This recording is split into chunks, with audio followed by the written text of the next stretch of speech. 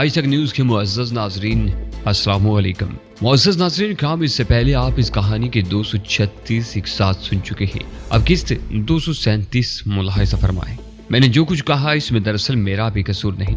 مجھے کبھی زندگی کے نفیس پہلوؤں کی طرف دھیان دینے کا موقع ہی نہیں ملا۔ میں نے اس کی قربت کے خطرناک اثرات سے دھیان ہٹانے کی کوشش کرتے ہوئے کہا، میں تمہارے لیے اتنا کر سکتا ہوں کہ میں ہدایت کے لیے ایک بہتر وکیل پیش کر سکتا ہوں۔ اگر وہ جرمدار ہے تو اسے سزا بھگتنا ہوگی، اگر اس نے جرم نہیں کیا تو پھر اللہ مالک ہے اور وہ انشاءاللہ آزاد ہو کر رہے گا۔ وہ میرے پاس کافی دیر بیٹھی رہی، لیکن جو وہ چاہتی تھی وہ کچھ نہیں ہوا تھا، لیکن چاہتے ہوئے مجھے وہ اشارہ کر گئی تھی کہ جب میں ان ضرورتوں سے نکل آؤں گی تو پھر میں اسے روکنے کی کوشش نہ کروں۔ اس کے جاتے ہی رحیم گل کا فون آ گیا۔ رحیم گل نے جو معلومات مجھے فراہم کی تھی اس نے ایک نئے موڑ کی طرف مجھے دھیان دلوایا تھا۔ اس کا کہنا تھا کہ اس کیس میں ایک نئی لڑکی انوالو ہو چکی ہے اور اس لڑکی کا نام ماریا عرف پنکی ہے۔ وہ انشورنس کمپنی میں کام کرتی ہے اور جج صاحب بھی انشورنس کمپنی سے کسی معاملے میں، اور جج صاحب نے بھی شاید پنکی سے ہی انشورنس کروا رکھی تھی۔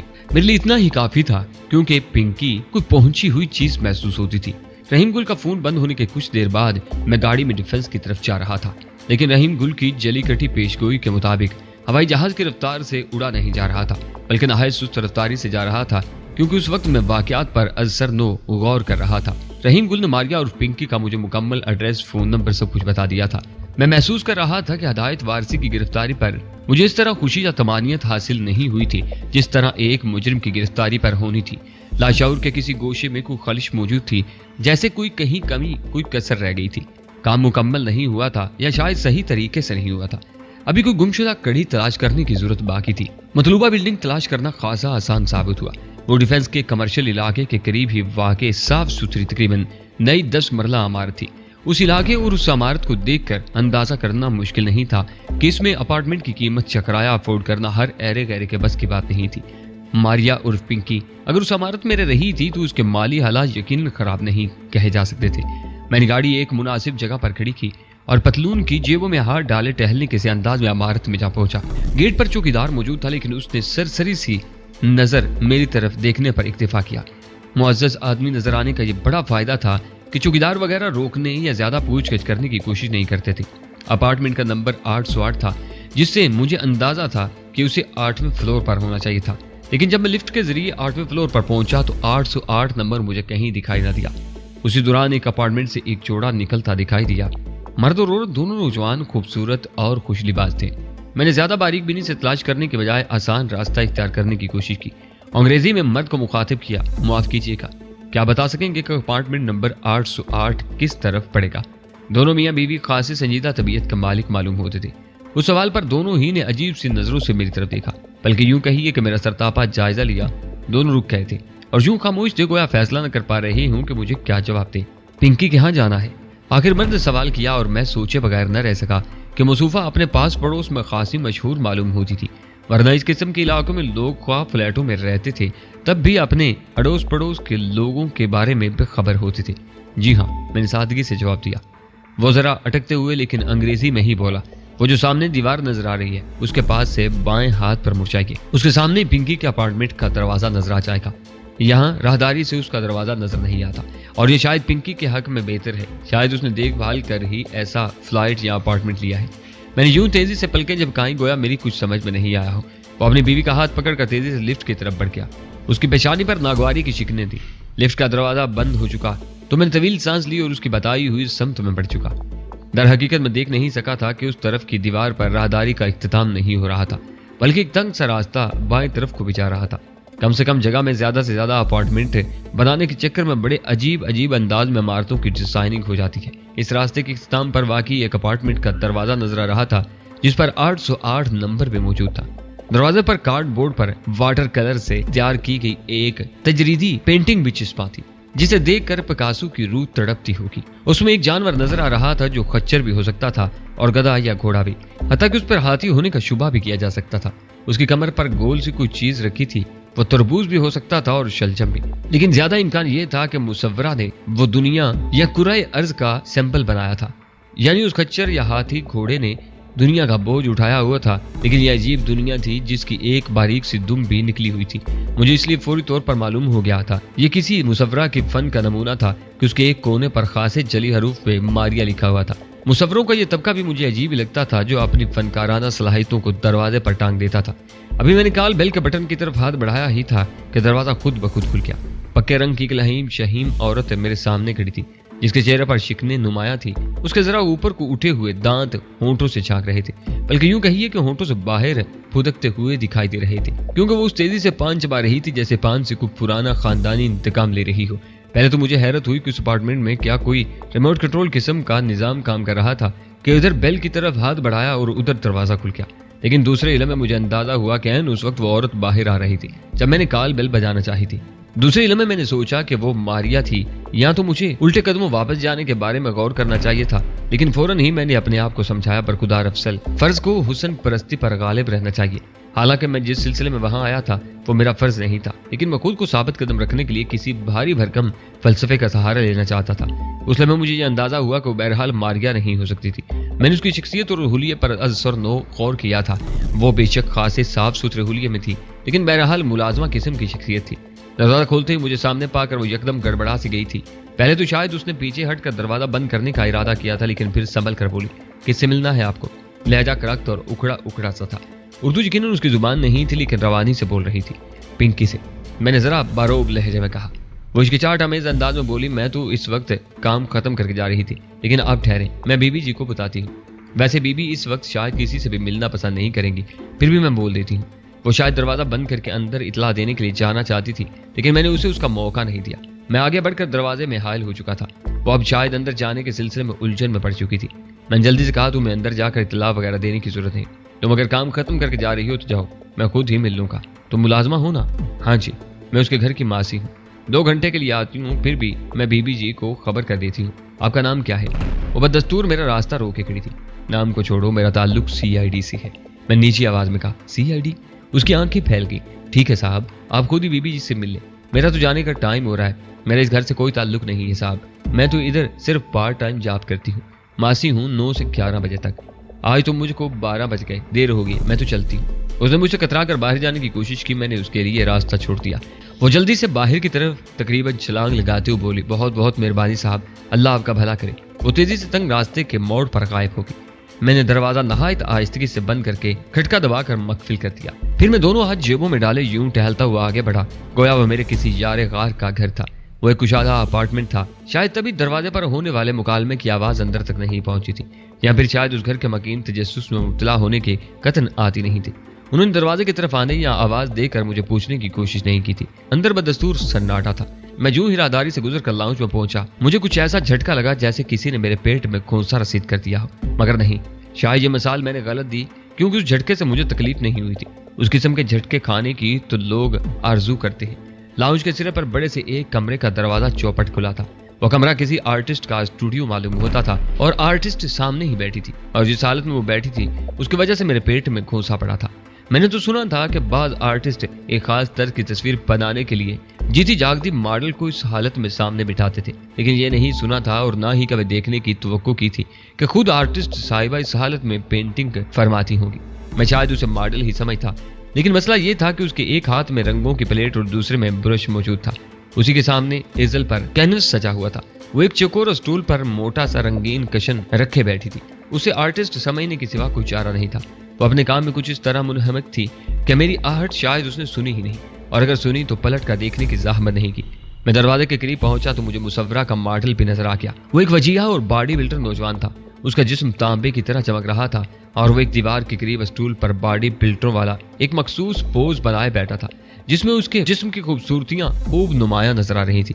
मुसव्वरा और मॉडल दोनों यकसां ही लिबास में थे, यानी ना होने के बराबर। गो के मुसव्वरा तो बॉडी बिल्डर नहीं थी, उसे तो कुदरत ने जैसा बना दिया था वो उसी तरह गजब की चीज थी। मैं दोनों हाथ जेबों में डाले दरवाजे पर जा खड़ा हुआ। मॉडल ने मुझे देख लिया था, लेकिन उसके हौसले की दाद देनी पड़ी कि उस बेचारे ने अपने पोज में फर्क नहीं आने दिया। बेचारा अच्छी भली आजमाइश में पड़ा हुआ था। वो गोया एक अजीब तरह की सूली पर मंसूब था।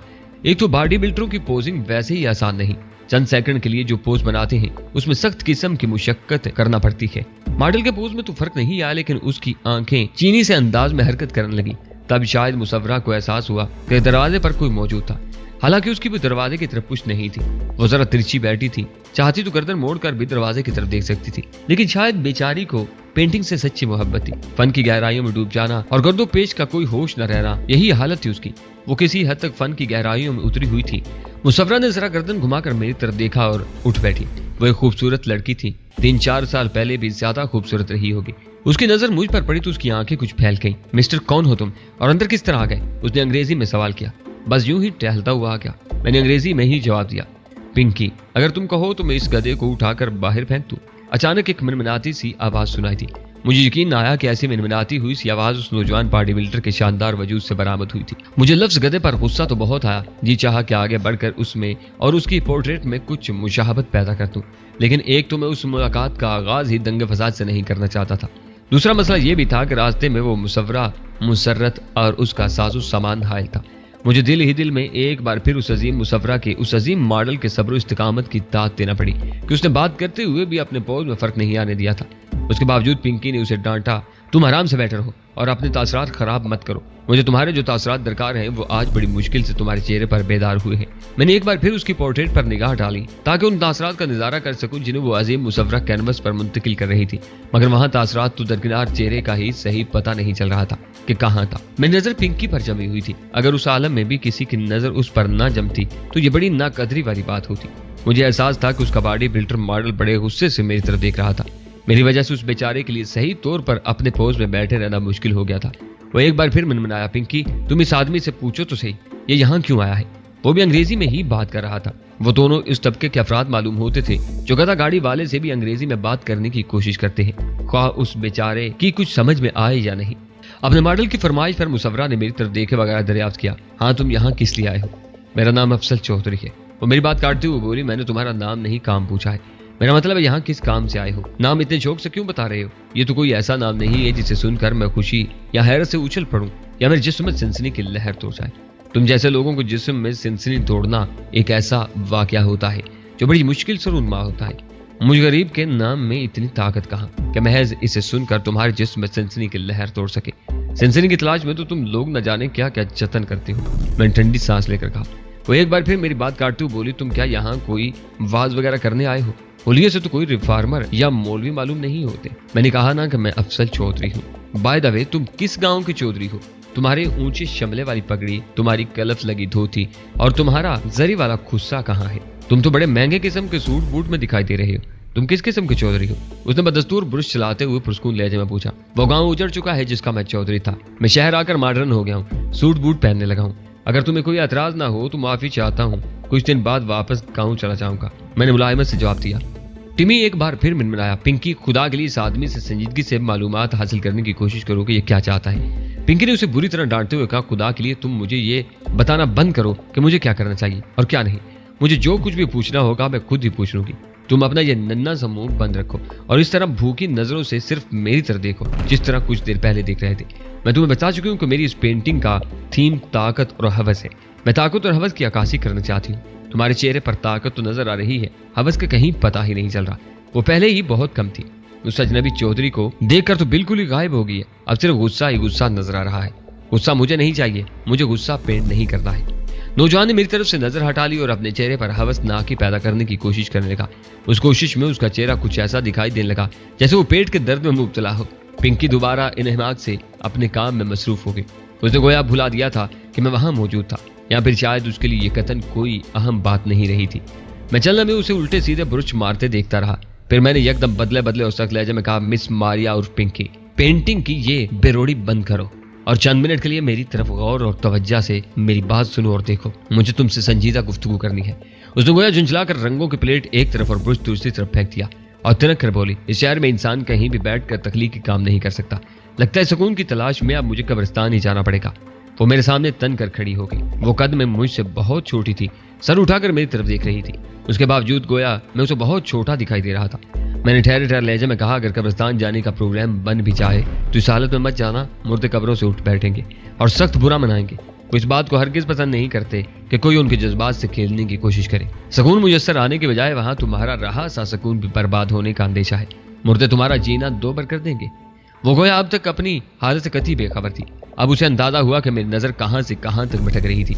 उसने अपने सरापा पर नजर डाली और जरा चौंक कर बोली, ओह, इस बेखबरी और बेपरवाही पर कुर्बान जाना चाहिए था, लेकिन मैं उस वक्त कुर्बान जाने का मुतहम्मिल नहीं हो सकता था। उसने करीब एक कुर्सी के पुश्ते पर पड़ा और रेशमी गाउन उठाकर पहन लिया और एक बार फिर गोया मेरे लिए वजाहत की। मैं टिमी के चेहरे पर एक खास तासुर पेंट करना चाहती थी, इसके लिए मैंने ये तरीका इख्तियार किया था। तुम जैसे सच्चे फनकार सदियों में पैदा होते हैं। मैंने सारी लाते संजीदगी से कहा, ये टिमी कहाँ से तुम्हारे हाथ लगा है? हाथ लगाए क्या मतलब? वो नाक सुकेड़ कर बोली, तुम तो कुछ इस तरह बात कर रहे हो जैसे बेचारा टिमी गलियों में आवारा फिरता हुआ कोई पिल्ला या बिल्ली का बच्चा था जो इत्तेफाक से मेरे हाथ लग गया।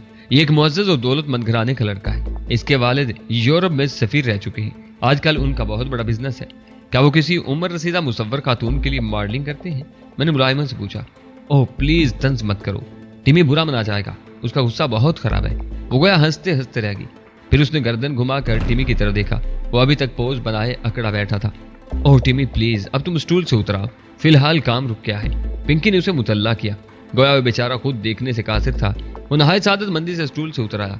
चंद गहरी गहरी सांसें लेकर और जिस्म को झटके देकर उसने शायद अकड़ाव दूर किया और आगे आ गया। वो कीना तो नजरों से मुझे घूर रहा था, मगर हाथ फैलाकर बोला, सिगरेट होगी तुम्हारे पास?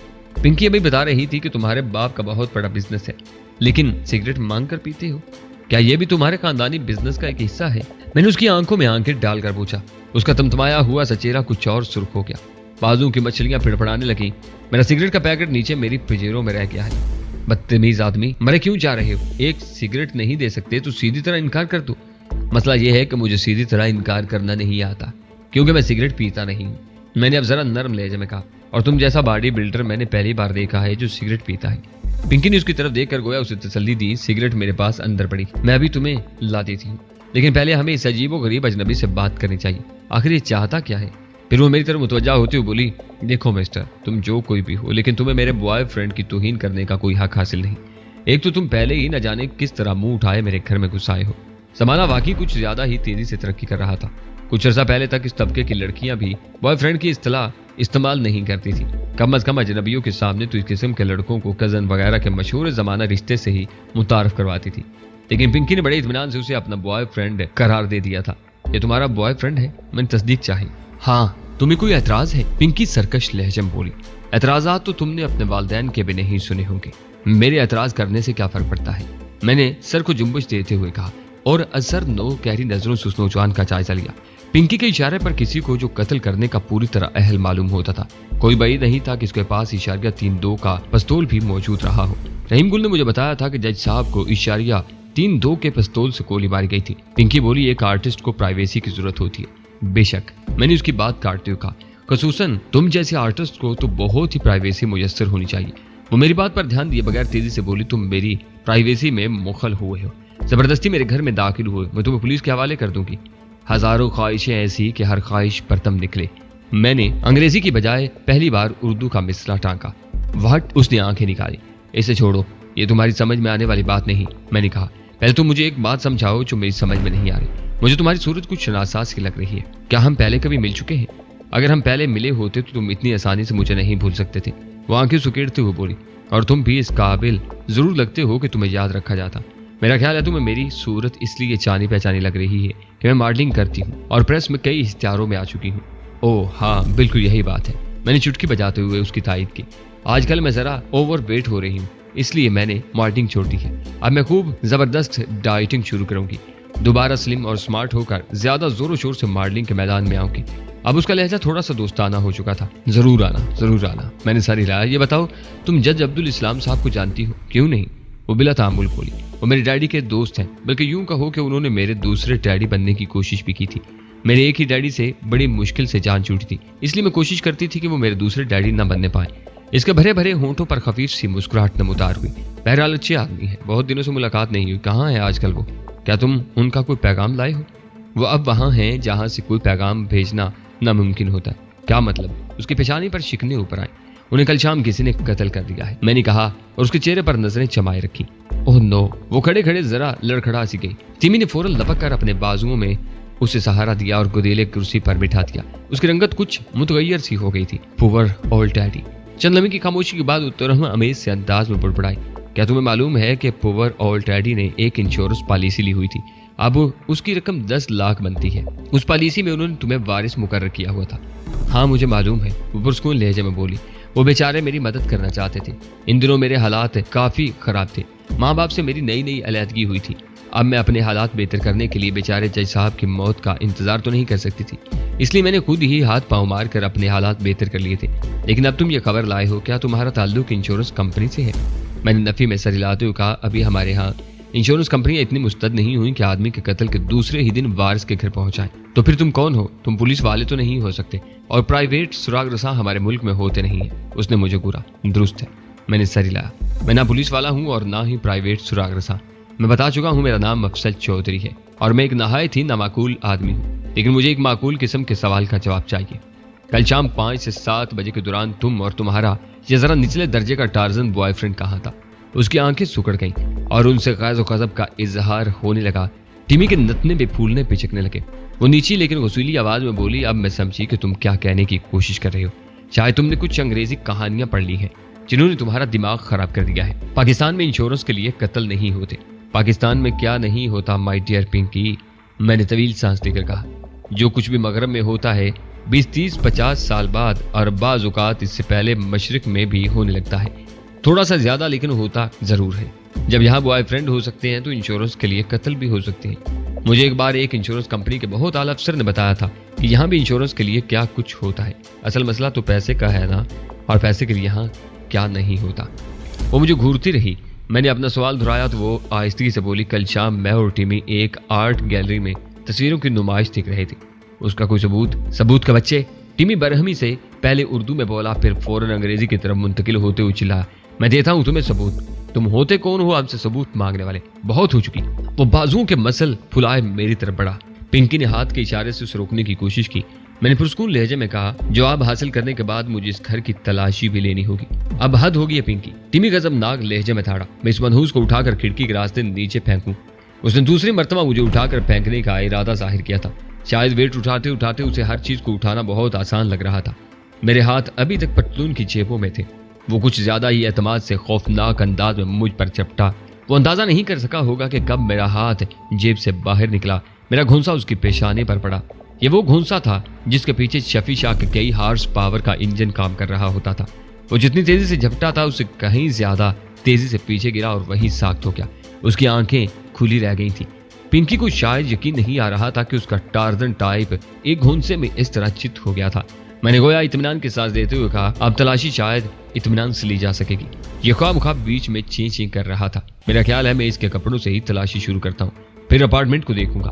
میں نے دوسری کرسی کے پشتے پر اس کا سوٹ اور پینٹ لٹکی دیکھ لی تھی۔ پنکی ایک ٹک میری طرف دیکھے جا رہی تھی۔ اس بیچارے کو ہلا جلا کر دیکھنے کی بھی کوشش نہیں کی تھی اس نے۔ میں نے آگے بڑھ کر کرسی کے پشتے سے سب سے اوپر رکھا ہوا کوٹ اٹھایا۔ مجھے اس کی ایک جیب میں کچھ زیادہ وزن محسوس ہوا۔ وزن بٹووں کے وزن سے کچھ زیادہ محسوس ہو رہا تھا۔ سب سے پہلے میں نے اسی جیب میں ہاتھ ڈالا۔ دوسرے لمحے میرے ہاتھ میں وہ پستول آ گیا۔ میں نے پستول نکال کر دیکھا، وہ 3-2 کا ہی پستول تھا۔ میں نے اس کا میگزین نکال کر دیکھا، اس میں ایک گولی کم تھی۔ تب میں نے پنکی کی طرف دیکھا، وہ بدستور پھٹی پھٹی سی نگاہوں سے میری طرف دیکھ رہی تھی۔ میں نے ایک بار پھر میگزین کا جائزہ لیا اور سر ہلاتے ہوئے پنکی سے کہا، اشاریہ 3-2 کا پستول ہے اور جج صاحب کو 3-2 کے پستول سے ہی قتل کیا گیا ہے۔ اس کے میگزین میں بھی ایک گولی کم ہے۔ گویا صورتحال کی سنگینی کا احساس کرتے ہوئے ذرا پنکی کھا جانے والی انداز میں بولی، یہ تو کسی کو قاتل ثابت کرنے کا آسان طریقہ ہے۔ میں نے تو اتنی بھی زحمت کر لی ہے، پولیس کے پاس تو کسی کو قاتل ثابت کرنے کے لیے اس سے بھی کہیں زیادہ آسان طریقے موجود ہوتے ہیں۔ تم خدائی فوجدار ہو اور کیوں اس طرح اچانک میرے گلے پڑ گئے ہو؟ وہ برہمی سے چیخی۔ بات ذرا دیر سے تمہاری سمجھ میں آئے گی، میں نے کہا۔ اس نے اچانک بپھری ہوئی جنگلی بلی کی طرح مجھ پر حملہ کر دیا۔ مخصوص روایتی انداز میں اس نے میرا منہ نوچنے کی کوشش کی، لیکن میں نے اس کے ناخن اپنے چہرے تک نہیں پہنچنے دیے۔ کلائیوں سے پکڑ کر اسے قابو کرنے کی کوشش کی۔ وہ مجھے ٹھوکریں مارنے کی کوشش کر رہی تھی۔ مجھے اس کو اور اس کی ٹانگوں کو اس طرح قابو میں کرنے کی کوشش کرنا پڑی اور اس کوشش میں پارا صفت وجود میرے ہاتھوں میں بکھرنے لگا۔ وہ جس انداز میں مچل رہی تھی اس عالم میں اسے قابو کرنا بڑا مشکل کام تھا۔ کبھی وہ مجھے دانتوں سے کاٹنے کی کوشش کر رہی تھی اور کبھی ٹانگیں چلا رہی تھی۔ اس کی کوشش اس کے باڈی بلڈر ماڈل سے زیادہ مؤثر تھی۔ میں نے محسوس کیا کہ اس دویز اور گداز کمبل سے جان چھڑا لینا ہی بہتر تھا۔ میں نے اسے دور اچھال دیا۔ وہ اپنی رنگ کی ٹیوبیں، آئل کے ڈبے اور نہ جانے کس کس کاٹ کباڑ کو بکھیرتی ہوئی اپنے بوائے فرینڈ پر جا گری۔ جس حسین انداز میں وہ اس پر جا گری تھی، اس سے اس بدبخت کو ہوش آ جانا چاہیے تھا۔ मगर शायद वो बेहोशी के जंगल में कुछ ज्यादा ही दूर निकल गया था। इतना करंट लगने बल्कि पावर प्लांट के नीचे दब जाने पर भी होश न आया। पिंकी नहायत फुर्ती से उछल कर उठ खड़ी हुई। इस बार वो जिस तरह मुझ पर हमला आवर हुई उससे यह हैरत अंगेज इंकशाफ भी हुआ कि वो जोड़ो कराटे भी जानती थी। ज्यादा हैरत मुझे इस बात पर थी कि उसने पहली मर्तबा ही हमला करते वक्त अपना ये हुनर क्यों नहीं आजमाया था।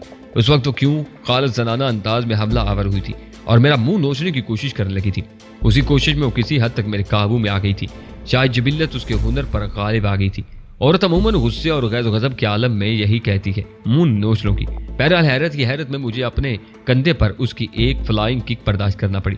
शेर की बच्ची में अच्छी भली ताकत और फुर्ती थी। मैंने उसके बाकी 2-3 दाव खाली दिए और आखिर फैसला किया कि उसे थोड़ा बहुत डोज देना जरूरी था। फिर मैंने सोच सुनार की एक लोहार की वाले फार्मूले पर अमल करते हुए बताया कि उस्ताद किस तरह वार करते हैं। खोपड़ी पर एक ही चाप पड़ी तो वो एक फोल्डिंग कुर्सी पर इस तरह जा गिरी कि कुर्सी समेत उलट गई। वो वहीं साख्त रही तो मुझे जरा तशवीश हुई कि कहीं वो भी अपने बॉयफ्रेंड की तरह बेहोशी के जंगल की तरफ तो निकल नहीं गई। चीजों को फलांगते हुए मैंने आगे बढ़कर फोल्डिंग चेयर एक तरफ हटा कर देखा। मुझे यह भी अंदेशा था कि वो अचानक ही एक भयानक चीख के साथ न उठ खड़ी हो और निंजा मास्टर वाले स्टाइल में उछलकर मेरी खोपड़ी न चटकाते। लेकिन वो चित पड़ी आंखें पिटपिटा रही थी। वो बेहोश नहीं हुई थी लेकिन उसकी आंखों में उतर आने वाली खफीफ सी धुंधलाहट बता रही थी कि उसका जहन सुस्त पड़ गया था। मैंने खतरा मोल लेते हुए फोल्डिंग चेयर सीधी की और पिंकी को गर्दन से पकड़कर उठाते हुए उस पर बिठा दिया। उसने अब मुझ पर हमला नहीं किया और ढीले ढले अंदाज में कुर्सी पर ढेर हो गई। जरा दिक्कत से ही सही लेकिन बात बहरहाल उसकी समझ में आ गई थी। मैं उसके बस की चीज नहीं था, ताखीर ही से सही, लेकिन उसने बहरहाल इस हकीकत को तस्लीम कर लिया था। मैंने हाथ झाड़ते हुए कहा, माजरत खा हूं कि मेरे बारे में तुम्हारे अंदाजे गलत निकले। उसके बॉयफ्रेंड का पिस्तौल और उसका मैगजीन मैंने एक तरफ फेंक दिया था। वो दोनों चीजें उठाते हुए मैंने सिलसिला कलाम जोड़ा। मैं पुलिस को फोन करने लगा हूँ। क्या तुम बताना पसंद करोगी कि तुम्हारे बॉयफ्रेंड ने जज साहब को खुद अपनी मर्जी से कत्ल किया था या तुम्हारी हदायत थी? वो खामोशी से मेरी तरफ देखते हुए काहली आमेज से अंदाज में पलकें झपकाती रही। एक कोने में मुझे फोन रखा नजर आ गया था। मैं उसकी तरफ बढ़ा, तहम मेरी नजर पिंकी पर ही थी। मैंने रिसीवर पर हाथ रखा तो वो थकी थकी सी आवाज में बोल उठी, मुझे तुम्हारा दिमाग खराब मालूम होता है। तुम्हें क्या, मुझे खुद भी कभी कभी अपना दिमाग खराब मालूम होता है। मैंने उसकी तायद में सर हिलाया। महज मतलूबा कैलिबर के पिस्तौल और उसमें एक गोली कम होने की वजह से तुमने टिमी को और मुझे एक साथ कातिल फर्ज कर लिया। उसकी आवाज अब कुछ खनूदगी ज़्यादा सी महसूस हो रही थी। यह पिस्तौल आज के दौर में बहुत हकीर और आउटडेटेड सा हथियार होकर रह गया है। अब तो लोग न जाने क्या कुछ लिए फिरते हैं। इसके बावजूद अब भी शहर में सैकड़ों लोगों के पास ये पिस्तौल मौजूद होगा और उसके मैगजीन में एक या एक से ज्यादा गोलियां कम होगी। तुम्हें इन सब को भी जज साहब के कत्ल के इल्जाम में पकड़ लेना चाहिए।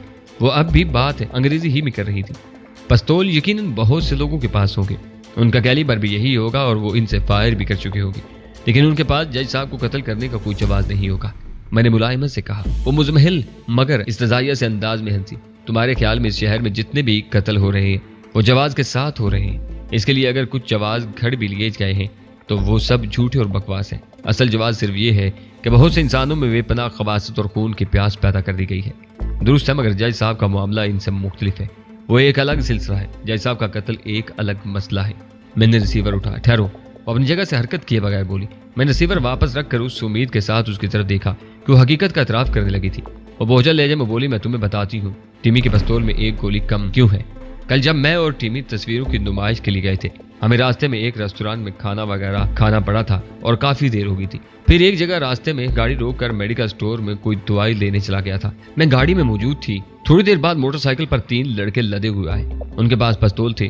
उन्होंने मुझे नीचे उतरकर पजीरो छोड़ने, बल्कि एक ने तो खिड़की में से हाथ डालकर एक्सटेंशन में से चाबी निकाली। वो जैसे बोलते बोलते थकी, सांस लेने को रुकी। मैं उसकी बातें इन हिमाक से सुन रहा था। उसने सिलसिला कलाम छोड़ा। टिमी ने सब कुछ देख लिया था और वो समझ गया था कि लड़के गाड़ी उड़ाने की कोशिश कर रहे थे। टिमी एक बेखौफ नौजवान है और बहुत तेज है। कभी कभी तो मुझे हैरत होती है कि वो जिंदा कैसे है, सिर्फ इसलिए कि ऊपर वाले ने अभी उसकी जिंदगी लिखी है। मैंने सादगी से जवाब दिया। बहरहाल फिर ये इधर उधर भागने के बजाय तीर की तरह मेरी तरफ आया।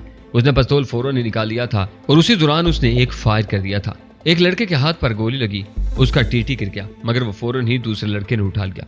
हमारी खुशकिस्मती थी कि उसी लम्हे वहां सायरन की आवाज सुनाई देने लगी। हालांकि वो शायद किसी एम्बुलेंस के सायरन की आवाज थी, लेकिन लड़कों पर कुछ घबराहट सी तारी होगी।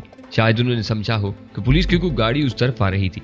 वो फौरन मोटरसाइकिल पर बैठे और भाग निकले। हमारी दूसरी खुशकिस्मती ये थी कि उन्होंने हम पर फायरिंग नहीं की। हालांकि भागते भागते उन्होंने चंद हवाई फायर जरूर किए।